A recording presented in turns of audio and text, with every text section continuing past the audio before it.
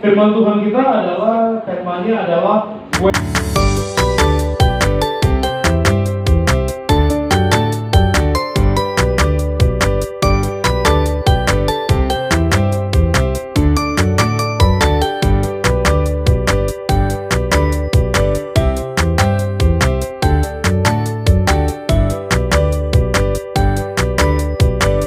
Firman Tuhan kita adalah, temanya adalah When Worship Becomes Warfare. Ketika penyembahan menjadi peperangan rohani. Saudara, kita membahas tentang hal berdoa 2 minggu lalu, saudara ya. Kita belajar tentang bagaimana cara kita berdoa, bagaimana doa yang benar di hadapan Tuhan. Kita telah membahas itu, saudara. Dan pada minggu ini kita akan membahas sebuah tema tentang yang namanya penyembahan. Masa bilang sama saya penyembahan. Bahwa penyembahan ini sangat amat penting, Bapak Ibu, bahwa saya pribadi, saya sangat amat suka untuk menyembah Tuhan. Kenapa saudara? Karena saat saya menyembah Tuhan, saya mengalami banyak mujizat dari Tuhan. Bahkan saat saya menyembah, melalui penyembahan, saya banyak mengalami kasih Kristus, saudara. Makanya kalau saya pernah cerita sama saudara, kalau saudara ingat bahwa saya bukan dari keluarga yang suka musik, saudara ya. Papa mama saya nggak suka main musik, nggak bisa main musik, tapi suka nyanyi, saudara. Saya ingat betul, papa mama saya ini setiap pagi, hari Minggu itu jam 5 pagi, itu pakai speaker aktif, itu setel lagu-lagu gereja, saudara. Jadi memang sudah persiapan dari kecil kita dikasih lagu-lagu rohani, sampai akhirnya saat kami mesbah keluarga, biasanya itu papa mama yang pimpin pujian. Tapi papa mama saya sadar bahwa papa mama saya mau pimpin pujian, nanti baiknya apa, nanti refnya apa, saudara. Nanti lagu awalnya apa, nanti pas pulang beda lagu, saudara. Sampai akhirnya waktu kami kecil, papa mama saya selalu berdoa begini, Tuhan berkatin biar anak-anak kami nanti bisa main musik, bisa nyanyi. Bukan untuk melayani pada masa itu doanya, cuma supaya biar mesbah keluarga, ada yang bisa nyanyi, ada yang bisa main musik. Sampai akhirnya saya mengalami banyak kuasa Tuhan, banyak mujizat Tuhan untuk dalam penyembahan. Ternyata penyembahan ini sangat amat penting, Bapak Ibu. Bahwa bahkan saya ini orang yang berbeda kalau nyanyi di gereja sama nyanyi di rumah. Kalau nyanyi di rumah, saya lebih cengeng, saudara ya. Kalau nyanyi penyembahan di rumah itu belum apa-apa aja, baru main gitar sedikit, saudara. Pas saya mau nyanyi juga banyak nangis, ya, saudara. Tapi karena ternyata dalam penyembahan ini sangat amat luar biasa, bahwa penyembahan ini mengandung kuasa. Sama-sama katakan amin. Tapi dalam tradisi perjanjian lama, saudara, bahwa penyembahan ini tidak diperuntukkan untuk yang namanya penghiburan. Penyembahan tidak dipakai untuk yang namanya entertain. Tetapi penyembahan kadang-kali digunakan di saat sedang peperangan. Saudara kalau tahu kisahnya di mana saat Yosua mau meruntuhkan tembok Yeriko, mereka nggak pakai perang, mereka memakai pujian dan penyembahan. Bahkan juga saat Paulus dan Silas ada di dalam penjara, saat ia meruntuhkan tembok tahanan, tidak menggunakan palu, tidak menggunakan senjata berat, tapi apa digunakan? Pujian, penyembahan. Makanya dalam perjanjian lama seringkali dalam pujian penyembahan bukanlah sebagai entertaining, bukanlah sebagai penghiburan, tetapi pujian penyembahan ternyata digunakan saat peperangan. Makanya saya beri judul khotbah saya pada hari ini adalah penyembahan, ketika penyembahan menjadi peperangan rohani. Dan kita akan belajar tentang sebuah kisah dari yang namanya Raja Yosafat yang menang dalam peperangan tanpa berperang dengan senjata, tetapi dengan memuji dan menyembah Tuhan. Kita buka ayat firman Tuhannya, 2 Tawarik 20 ayat yang ke-21. 2 Tawarik 20 ayat yang ke-21. 2 Tawarik 20 ayat yang ke-21. Yang sudah di sana katakan amin, saudara. Amin. Kita baca sama-sama, saudara. Yang 3, 2, iya. Setelah ia berunding dengan rakyat, ia mengangkat orang-orang yang akan menyanyi-nyanyikan untuk Tuhan dan memuji Tuhan dalam pakaian kudus yang semarak pada waktu mereka keluar di muka orang-orang bersenjata sambil berkata, nyanyikanlah nyanyian syukur bagi Tuhan, bahwasannya untuk selama-lamanya kasih setianya. Sama-sama katakan amin, saudara. Saudara, dalam latar belakang kisah 2 Tawarik 20 ini, dia adalah menceritakan tentang yang namanya seorang raja yang bernama Yosafat.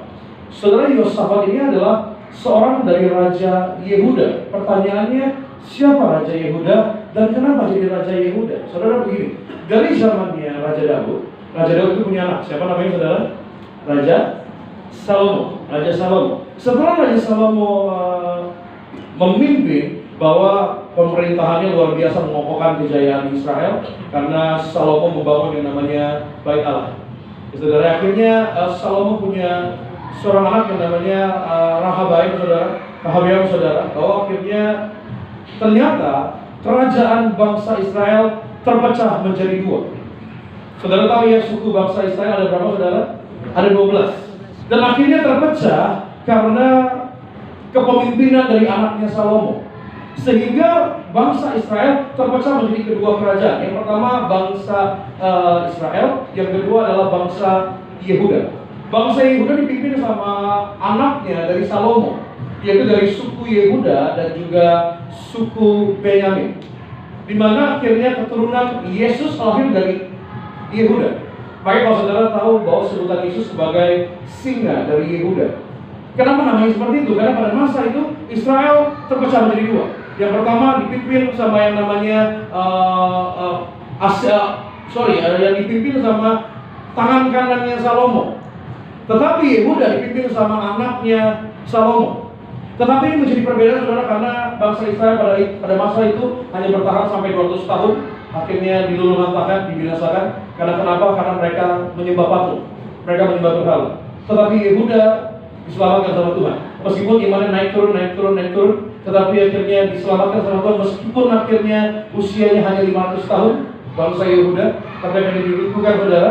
Dan akhirnya kita belajar bahwa setelah dari masa Raja Daud kepada anaknya Salomo, akhirnya diteruskan sama anaknya, itu bukan kerajaan Israel, tapi kerajaan Yehuda. Makanya Yosafat memimpin yang namanya Yehuda. Dan saudara, kita sama-sama tahu bahwa Yosafat pada masa ini, saudara, dalam kisah 2 Tawarik 20 ini, Yosafat dan bangsa Yehuda itu sedang diserang sama 3 bangsa sekaligus, yaitu ada bangsa Amon, bangsa Moab, bangsa Seir, saudara. Bangsa Yehuda tidak punya kekuatan militer yang seimbang, 1 lawan 3, nggak siap, udah pasti kalah. Karena kenapa? 1 lawan 3, 1 banding 3, saudara. Dan akhirnya bayangkan, saudara, kalau kerajaan kecil diserbu sama namanya 3 kerajaan besar, saudara. Itu mau berperang secara militer juga nggak ada gunanya. Kenapa? Karena pasti akan mati sia-sia. Karena lawannya nggak sebanding, lawannya nggak setimpal. Tetapi dalam menghadapi krisis, Yosafat tidak lari kepada kekuatan militer, melainkan melakukan menyerahkan dirinya dalam doa dan juga penyembahan. Yang diutus untuk berperang sama Yosafat bukannya prajurit, tetapi yang diutus sama Yosafat adalah penyembah. Di tengah krisis masalah bangsa Yehuda, saat mau diluluh-lantakan sama 3 bangsa yang kuat, yang dikirim sama Yosafat bukannya para prajurit, saudara. Yang dikirim adalah penyembah, saudara. Tapi ini bukanlah kesalahan strategi dari Yosafat, tetapi ini adalah iman yang percaya bahwa Tuhan yang berperang menggantikan mereka. Amin, saudara. Nah, hari ini kita akan belajar bahwa, kita lihat di slide selanjutnya begini. Penyembahan bukan hanya ekspresi cinta kepada Tuhan, tetapi juga senjata rohani yang membawa kemenangan atas situasi yang mustahil. Maka kita akan belajar pada hari ini, saudara, saat ketika penyembahan menjadi peperangan rohani. Yang pertama, saudara boleh tampilkan tema firman Tuhan kita yang pertama. Poinnya yang pertama adalah worship shift our focus from the problem to the provider. Penyembahan mengubah fokus dari masalah kepada Tuhan yang menyediakan. Kita buka firman Tuhan yang 2 Tawarik 20 ayat yang ketiga. Kita baca sama-sama. 3, 2, iya. Yosafat menjadi takut, lalu mengambil keputusan untuk mencari Tuhan. Ia menyuruhkan kepada seluruh Yehuda supaya berpuasa. Firman Tuhan bilang begini, Yosafat sangat takut. Yosafat menghadapi ketakutan bahwa situasi saat pada masa itu masa yang sangat amat menakutkan. Tetapi Yosafat bukannya berarti dia percaya sama Tuhan, berarti gak ada ketakutan. Tapi ternyata masih ada ketakutan. Yosafat menjadi takut, tetapi yang membedakan adalah reaksinya dari Yosafat. Ketika Yosafat takut, Yosafat nggak segera panik, tetapi apa yang dilakukan? Ia mencari Tuhan dan menyerukan agar Yehuda berpuasa. Makanya dalam 2 Tawarik 20 bilang begini, saudara. 2 Tawarik 20 ayat yang ke-12. Kita baca sama-sama. 3, 2, iya. Ya Allah kami, tidakkah Engkau akan menghukum mereka karena kami tidak mempunyai kekuatan untuk menghadapi laskar yang besar ini yang datang menyerang kami? Kami tidak tahu apa yang harus kami lakukan tetapi mata kami tertuju kepadamu. Saudara, yang menarik, Yosafat bilang begini, kami tidak tahu apa yang harus kami lakukan. Yosafat bilang begitu. Tetapi mata kami tertuju kepadamu. Pada masa ini saudara, Yosafat tahu Yosafat pasti akan kalah. Yehuda pasti akan kalah. Makanya di ayat ketiga dicatat bahwa Yosafat ketakutan. Tetapi yang gak panik, dia suruh semua orang Yehuda untuk berdoa dan berpuasa. Sampai akhirnya dia bilang begini, Tuhan, aku tidak tahu apa yang harus kami lakukan. Tetapi mata kami tertuju kepada saudara. Hari ini kalau kita menghadapi situasi yang gak enak, situasi yang menakutkan, situasi yang sulit, wajar kita mengalami yang namanya takut, wajar kita mengalami yang namanya mungkin panik, saudara. Tetapi penyembahan akan mengarahkan hati kita untuk berharap hanya kepada Tuhan. Hari ini saudara, masalah pasti ada, masalah boleh ada. Karena kita sama-sama tahu kita ikut Tuhan bukan berarti tanpa masalah, Bapak Ibu ya. Tetapi yang membedakan kita adalah merespon tentang masalah tersebut. Sama halnya dengan Yosafat. Dia menyembah Tuhan, dia percaya sama Tuhan, tapi bukan berarti serangannya nggak jadi datang sama Yehuda, sama Yosafat. Tetapi respon yang dilakukan sama Yosafat ini yang membuat Yosafat menang. Apa itu? Saat ia merubah fokusnya bukan lagi sama masalah, tetapi kepada penyedia, Tuhan yang menyedia. Sampai kan dia bilang, aku tidak tahu apa yang harus kami perbuat, aku tidak tahu apa yang harus kami lakukan, tapi mata kami tertuju kepada. Ini adalah penyembahan. Ini adalah penyembahan. Makanya yang menarik saat saudara melakukan penyembahan, saat saudara melakukan penyembahan, tidak pasti saudara langsung berubah kondisi situasi ini. Benar ya? Saudara di dalam masalah, misalnya masalah ekonomi, saudara tahu deadline besok harus bayar sekian biaya. Sebenarnya saudara berdoa, saudara memilih untuk menyembah. Saat saudara menyembah Tuhan, tidak tiba-tiba utangnya dilunasi gitu aja, saudara. Benar ya? Tetapi yang mengubahkan adalah respon hati saudara. Dari yang takut, dari yang panik, sampai saudara tidak tahu apa yang saudara lakukan, tapi mata saudara tertuju kepada Tuhan. Ini penyembahan. Ini penyembahan. Penyembahan akan merubah fokus saudara dari masalah kepada Tuhan yang menyediakan kehidupan saudara. Hari ini penyembahan itu terdapat kuasa. Apa itu? Karena musuh terbesar dalam setiap kehidupan manusia bukan orang lain, tetapi musuh terbesar dalam pribadi kita adalah pikiran kita sendiri. Makanya saya selalu bilang, terkadang ketakutan kita cuma ada di sini doang. Terkadang masalah kita cuma ada di sini doang. Saudara, saya seringkali menghadapi kadang-kadang saya takut untuk menjalani setiap kehidupan. Tapi terkadang kalau kita jalani ternyata nggak semengerikan itu. Tetapi yang membuat kita tidak melangkah apa? Pikiran kita. Ternyata penyembahan dapat mengubah fokus kita dari fokusnya sama masalah menjadi fokusnya kepada Tuhan. Makanya hari ini saudara, sembah Tuhan. Saat engkau menyembah Tuhan, engkau akan merubah fokusmu. Engkau nggak lagi fokus sama ketakutanmu, engkau nggak lagi fokus sama kesulitanmu, engkau nggak fokus lagi sama kekhawatiranmu. Tapi hari ini kau merubah fokusmu kepada Tuhan yang menyediakan setiap kehidupan. Hari ini menyembah Tuhan. Datang biasakan hidupmu untuk selalu menyembah Tuhan. Karena kenapa saudara? Karena saat saudara menyembah Tuhan, meskipun keadaan gak langsung berubah, tapi sikap hati saudara berubah. Bagaimana cara saudara memandang suatu Tuhan akan menjadi berubah. Hari ini jadikanlah penyembahan sebagai gaya hidup kita hari ini. Masalah akan terus ada kok, tantangan akan terus ada kok. Tetapi yang membedakan kita adalah kita memiliki cara pandang yang berbeda. Kenapa? Karena mungkin orang lain gak punya pengharapan, tapi kita punya pengharapan yang pasti di dalam Kristus. Ada amin saudara. Kasih tepuk tangan bagi nama Tuhan. Worship, penyembahan merubah fokus kita dari masalah kepada Tuhan yang menyediakan. Yang kedua, di mana ada penyembahan, di sana ada kuasa. Sama bilang sama saya kuasa, saudara. 2 Tawarikh 20 ayat yang ke-22. 2 Tawarikh 20 ayat 22. Kita baca sama-sama. 3, 2, iya.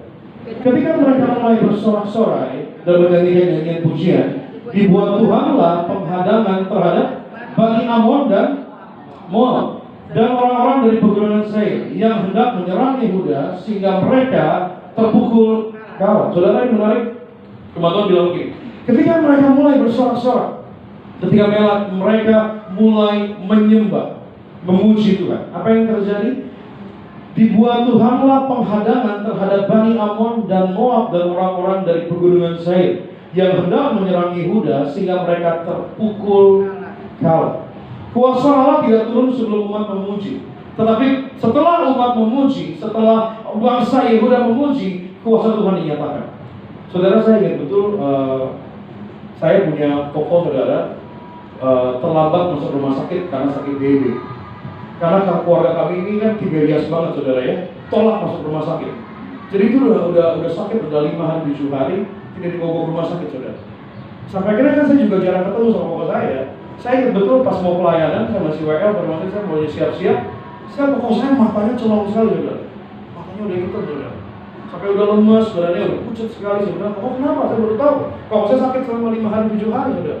Saya bilang, "Kok nggak bisa? Kok nggak bisa bla-bla-bla."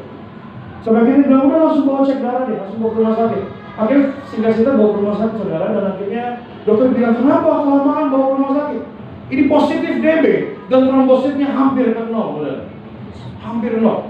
Dan akhirnya dirawat di rumah sakit saudara, dan karena pas masa-masa kritis itu saudara, dan tokoh saya saat di rumah sakit itu nggak tenang. Karena mungkin trombositnya rendah sekali, terus juga mungkin khawatir, takut, dan keluarga kami ini nggak biasa masuk rumah sakit saudara. Jadi kalau masuk rumah sakit itu bawaannya kayak aneh gitu saudara ya, jadi mengerikan gitu. Ditambah lagi mama saya tambah panik, tambah khawatir. Namanya anaknya nggak pernah masuk rumah sakit. Mama saya nangis, bikin bukan tambah kuat, tambah khawatir lah itu saya saudara. Itu singkat cerita saudara, itu saya jagain mama saya setiap malam. Jadi mama saya jaga dari siang, sore, malamnya sampai pagi saya yang jaga. Saya jagain koko saya tidurnya apa sih namanya, ngigo saudara ya. Jadi ngigo, bilang gini, "Tolong Tuhan Yesus, tolong Tuhan Yesus." Masih bangun ya, "Kok kenapa kok?" Saya bilang, "Iya, saya merasa ditarik-tarik." Saya jadi geri juga saudara ya. Wah, Tuhan Yesus gitu. Agak geri juga gitu. Saya bilang, "Udah kok tenang, kita berdoa, kita tidur." Dia saya tidur begitu lagi, "Tolong Tuhan Yesus, tolong Tuhan Yesus." Itu sampai jam 3 pagi, jam 4 pagi saudara, saya pusing juga saudara ya. Karena juga satu sisi takut, satu sisi juga khawatir. Ini kenapa saya bilang? Tapi dia bilang, "Kok takut, kok nggak balik tidur?" Dia bilang, "Setiap kau tidur kau mimpi buruk. Setiap kau tidur kau ngebalik hal-hal buruk." Terus saya bilang, "Saya gimana? Saya juga capek saudara ya. Udah jam 4 pagi, saya udah duduk di sofa, kursi badan sakit saudara." Sampai akhirnya saya berpikir begini, "Yaudah deh, penyembahan deh," saya bilang. Saya bilang, saya setel lagu penyembahan. Saya bilang sambil nyanyi-nyanyi kok, karena di dalam penyembahan itu ada puasa. Amin saudara ya. Akhirnya benar saudara, dia dengar penyembahan. Akhirnya dia bisa tertidur dan dia bisa bukan yang mimpi buruk, malah mimpi indah. Dan saya percaya musik itu kan dipakai sama Tuhan, katakan amin. Musik itu dipakai Tuhan. Kenapa musik itu punya kuasa? Mungkin minggu depan kita bahas tentang musik saudara, bahwa musik bukan hanya dipakai sama Tuhan, musik juga dipakai sama iblis. Ya, musik juga dipakai sama iblis. Karena ya ada banyak pengajarannya bahwa melodi juga bisa mengganggu otak juga saudara ya. Makanya juga sekarang anak-anak bayi yang masih dalam kandungan, orang tuanya terbiasa dengarkan lagu. Karena biasanya jadi anaknya katanya lebih pintar, dan ini memang sudah terbukti. Dan akhirnya memang musik ini dipakai sama yang namanya iblis. Karena musik ini sangat berkuasa. Karena penyembahan ini sangat berkuasa, makanya iblis pakai juga untuk merusak manusia. Makanya terdapat kalau saudara menyembah ini bukan hanya sekedar maaf saudara ya, penyembah di gereja bukan hanya sekedar saudara menunggu pendeta datang. Saudara menyembah di gereja bukan supaya saudara hanya buang-buang waktu sampai pendetanya datang. Bukan saudara.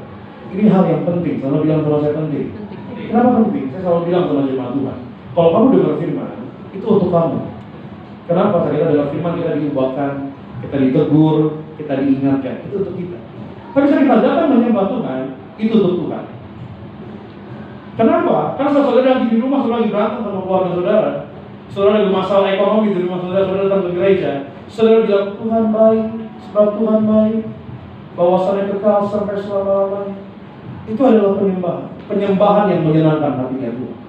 Maka saat saudara menyembah Tuhan di gereja, ini bukan sebuah liturgi, bukan sebuah hanya kebiasaan yang tanpa maksud. Tapi saat saudara menyembah Tuhan, ada kuasa. Kuasa. Bahkan saya ingat betul saudara, saya punya kerabat, dia mengalami yang namanya kanker rahim, saudara. Mengalami kanker rahim, dia cinta Tuhan luar biasa. Anak-anaknya cinta Tuhan luar biasa. Dia sakit kanker rahim. Sampai akhirnya dia terus berdoa sama Tuhan, "Tuhan, kenapa saya sakit?" Dia masuk rumah sakit, terakhir saudara, dokter bilang udah serahin sama Tuhan. Karena dokter udah angkat tangan saudara ya. Tapi kita percaya saat dokter angkat tangan, Tuhan turun tangan. Amin saudara. Sampai akhirnya dia berdoa sama Tuhan, dia berdoa sampai akhirnya Tuhan bilang begini, kamu kurang mengucap syukur. Terus dia bilang, kenapa kurang mengucap syukur? Saya sakit, kenapa saya harus mengucap syukur? Mana ada saya mengucap syukur karena kesakitannya? Mana ada saya mengucap syukur karena kelemahannya? Tapi Tuhan bilang gitu, kamu kurang mengucap syukur. Kamu kurang mengucap syukur. Sampai akhirnya dia sadar, mungkin hari ini dia fokus sama masalahnya. Sampai akhirnya dia rubah, saudara. Saat dia di rumah sakit, dia setel lagu yang memberkati hidupnya, lagunya terima kasih Yesus, terima kasih Yesus, puji syukur hanya bagimu, ya Allahku, ya Tuhanku. Dia bilang terima kasih Yesus, terima kasih Yesus. Dia bilang aku mengucap syukur, aku mengucap syukur. Hari ini aku sakit, tapi aku mengucap syukur. Hari ini aku terbaring di rumah sakit, namun aku mengucap syukur. Akhirnya malam hari tiba, saudara, dia tidur, saudara. Dia mimpi, ini saksi yang indah. Dia mimpi ketemu sama rohnya Tuhan Yesus, didampingi sama rohnya Papa Riaji. Itu luar biasa sekali. Sampai akhirnya Papa Riaji, seperti kisah ngomong saya ingat sekali. Tuhan Yesus rohnya didampingi sama Papa Riaji, didampingi sama orang Tuhan Yesus. Terus Papa Riaji seperti di mimbar bilang begini, you percaya sama tubuh dan darah Yesus? Di dalam mimpinya, tante saya, kerabat saya bilang, saya percaya. Sampai akhirnya Tuhan jamah tubuhnya. Itu dalam mimpinya itu seakan-akan kayak ada yang ditarik, saudara, rumah saudara. Dia gambarkan cerita sama saya, itu kayak ginseng yang dicabut dari tubuhnya. Itu kayak ginseng yang dicabut dari tubuhnya. Dan akhirnya pas dia bangun, saudara, dia merasa kok udah gak sakit di bagian bawah perut. Sampai akhirnya dokter cek, saudara, dan apa yang terjadi? Mujizat benar-benar terjadi. Amin. Kankernya sembuh, kankernya hilang. Tapi hari ini saudara jangan merendahkan kuasa dari penyembahan. Hari ini penyembahan dapat meruntuhkan tembok Yeriko. Penyembahan dapat meruntuhkan masalah kehidupan saudara. Ada kuasa dalam penyembahan. Hari ini kalau saudara nggak tahu mau ngapa-ngapain, saudara takut mau menjalani hidup hari ini. Saudara nggak tahu harus bagaimana menjalani hidup hari ini, pilih untuk menyembah Tuhan. Pilih untuk menyembah. Saudara mungkin berpikir, Pak, saya nggak tahu caranya penyembahan, Pak, selain di gereja. Karena kalau di gereja enak, Pak, ada pemimpin pujian, ada pemain musiknya, Pak. Di rumah saya nggak bisa main musik, saya nggak bisa nyanyi, Pak. Saudara, banyak sekali hari ini untuk dapat menyembah. Menyembah bukan hanya tentang lagu kok. Tuhan nggak pandang suara kita kok. Manusia pandang suara kita. Tapi Tuhan nggak pandang suara kita. Hari ini saudara, apa yang bisa saudara nyanyikan buat persembahkan buat Tuhan. Saat engkau dalam kondisi nggak baik, engkau tetap bilang Tuhan baik, itu penyembahan. Saat engkau sedang sakit dan engkau berdoa, Tuhan Allah yang menyembuhkan, itu adalah penyembahan.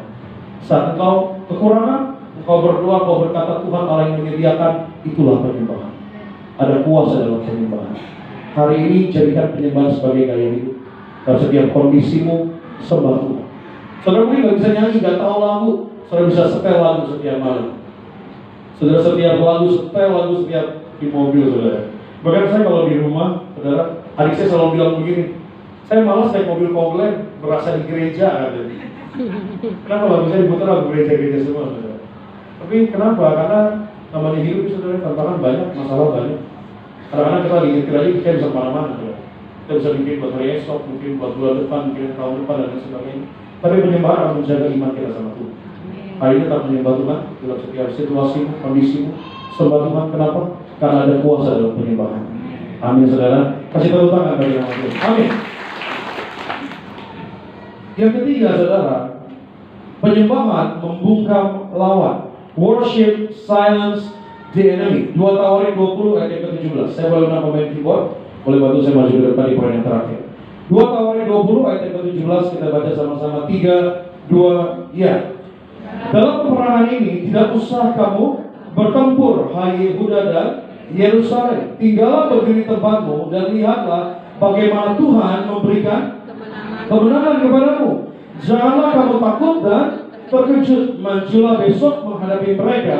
Tuhan akan menyertai kamu. Menarik sekali, Tuhan berkata sama Yosafat begini. Saat bangsa Yehuda, Yosafat menyembah Tuhan, Tuhan berkata sama Yosafat dan Yehuda, bilang begini, kamu tidak usah bertempur. Tuhan membungkam musuh tanpa perlawanan fisik. Tuhan bilang begini, lihatlah bagaimana Tuhan akan memberikan kemenangan kepadamu. Janganlah kamu takut dan terkejut. Majulah besok menghadapi mereka. Tuhan akan menyertai. Saudara, kita punya musuh itu bukan hanya musuh jasmani, saudara ya. Kita bukan hanya punya musuh orang-orang yang kasih kita. Kita punya namanya musuh rohani. Apa itu musuh rohani? Ketakutan, depresi, intimidasi iblis. Hari ini musuh-musuh saudara akan dibungkam sama penyembahan yang mengarah kepada Kristus. Hari saat saudara menyembah Tuhan, Tuhan akan membungkam masalah kehidupan saudara. Dalam penyembahan, saat kita menyembah secara rohani, saat engkau sedang takut, engkau memilih untuk menyembah, Tuhan memberikan kekuatan buat kita. Saat kita sedang mungkin mengalami depresi, mungkin mengalami anxiety, ketakutan, kekhawatiran yang berkelebihan, saat engkau menyembah Tuhan, Tuhan akan memberikan kelegaan dan penghiburan kepada kita. Saat engkau mungkin sedang terintimidasi sama perkataan dari yang jahat, saat engkau sedang terhimpit sama keadaan, hari ini engkau memilih untuk menyembah Tuhan, dengan baik Tuhan akan pulihkan setiap kehidupan. Hari saat engkau menyembah Tuhan, Tuhan akan membungkam lawan. Saat engkau menyembah Tuhan, Tuhan akan mengalahkan lawan. Sama hal yang dilakukan sama Tuhan kepada Yosafat dan bangsa Yehuda. Saat ia menyembah Tuhan, memilih untuk menyembah Tuhan, mereka tidak berperang secara jasmani. 3 lawan 1. Tidak Tuhan buat yang menang yang satu. Kenapa? Mereka tidak berperang, mereka tidak kuat, tapi mereka memilih untuk menyembah Tuhan. Hari ini saudara-saudara sedang mengalami lawan yang mungkin cukup berat. Saya nggak tahu lawan secara jasmani, mungkin orang-orang hebat sedang menghimpit saudara, atau mungkin lawan rohani saudara. Saudara sedang menghadapi ketakutan yang luar biasa dalam pikiran saudara hari ini. Pilih untuk menyembah Tuhan. Saat kau menyembah Tuhan, lawan kau akan dibungkam sama Tuhan. Bukan kau lagi yang berperang, tapi Tuhan yang menggantikan kau berperang. Itu kuasanya dalam penyembahan. Itu kuasanya dalam penyembahan. Saya senang banget penyembahan. Maka sampai hari ini saya bersyukur, saya masih kasih kesempatan sama Tuhan, masih percaya sama Tuhan, masih bisa nyanyi penyembahan di mana-mana. Karena saya mengalami mujizat itu luar biasa dalam penyembahan. Kenapa? Karena dalam penyembahan saya mengalami mujizat. Saya sembuh, saya dipulihkan, saya disempurnakan melalui penyembahan. Penyembahan ini luar biasa. Hari ini saya harap saudara menganggap penyembahan bukan lagi sebagai sebuah rutinitas belaka, tapi saudara penyembahan yang saudara menyadari ada kuasa dalam penyembahan. Penyembahan dapat membungkam lawanmu. Penyembahan dapat merubah fokus dirimu. Penyembahan mengandung janji dan kuasa Allah.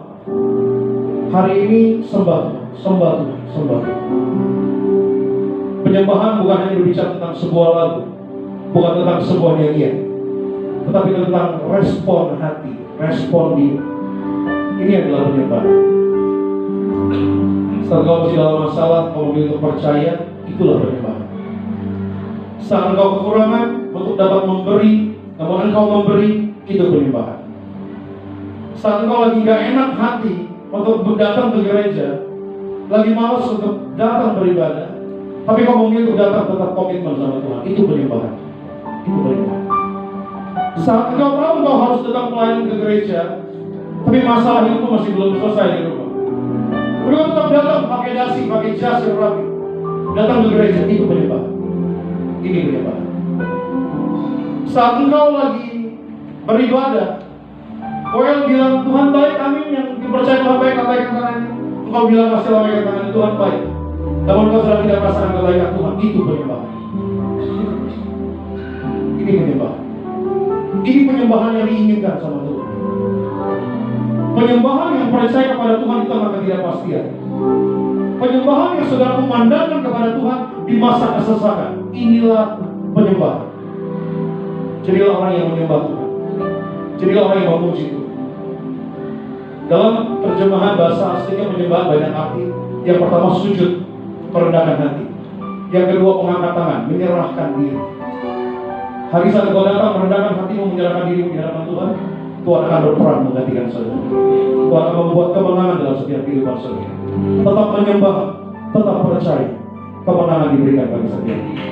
Dan kita bukan hanya kita boleh pakai berdiri sama-sama di hadapan Tuhan. Tuhan, Tuhan yang turut bekerja dalam setiap rancangan. Saat kami memilih untuk menyembah, kami mengubah fokus kami dari masalah kepada Tuhan yang memberikan kemenangan buat kami. Saat kami menyembah, terdapat kuasa yang besar.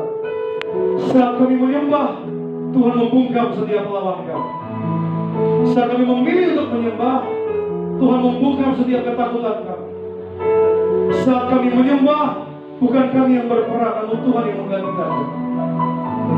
Hari ini Tuhan, mungkin kondisi kami tidak sedang baik-baik saja. Kami sedang tidak mengalami kemenangan hari ini. Tapi kami memilih untuk bersujud dan menyembah Tuhan, merendahkan hati kami dan menyerahkan diri kami dalam tangan Tuhan. Saat kami memilih untuk menyembah Tuhan, kami percaya ini bukanlah sebagai suatu kesalahan, namun sebagai rencana yang indah dalam setiap kehidupan kami. Biar dalam setiap musim kehidupan kami memilih untuk menyembah Tuhan, memilih untuk selalu berkata Tuhan.